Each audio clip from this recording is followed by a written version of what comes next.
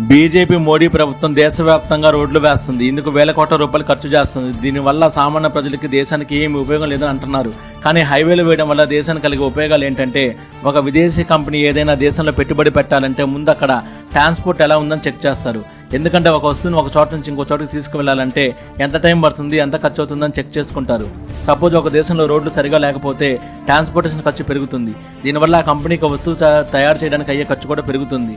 దీనివల్ల వాళ్ళకి లాభం లేకపోగా ఖర్చు పెరుగుతుంది. సో ఏ కంపెనీ అయినా ₹1 లాభం కోసం పనిచేస్తుంది. కాబట్టి ఏ దేశంలో అయితే రోడ్లు హైవేలు బాగా ఉండి ట్రాన్స్పోర్టేషన్ ఖర్చు తక్కువగా ఉండి వాళ్ళ కంపెనీ ప్రొడక్ట్స్ అన్ని అనుకున్న టైం కల్లా ఎక్స్పోర్ట్ అవుతాయో ఆ దేశంలో ఎక్కువ కంపెనీలు పెట్టుబడి పెడతాయి. దీనివల్ల దేశానికి కలిగే లాభం ఏంటంటే, దేశంలో ప్రజలకు ఉద్యోగాలు రావాలంటే కంపెనీలు రావాలంటే దేశంలో ఇన్ఫ్రాస్ట్రక్చర్, లాజిస్టిక్స్, రోడ్లు, హైవేలు, ఎక్స్ప్రెస్ వేలు, ఎయిర్పోర్ట్లు, ఒక మాటలో చెప్పాలంటే ట్రాన్స్పోర్టేషన్ బాగుండాలి. ఇవన్నీ ఉంటేనే దేశం అభివృద్ధి చెందుతుంది. ఇందుకోసమే మోడీ ప్రభుత్వం దేశవ్యాప్తంగా రోడ్లను వేస్తుంది.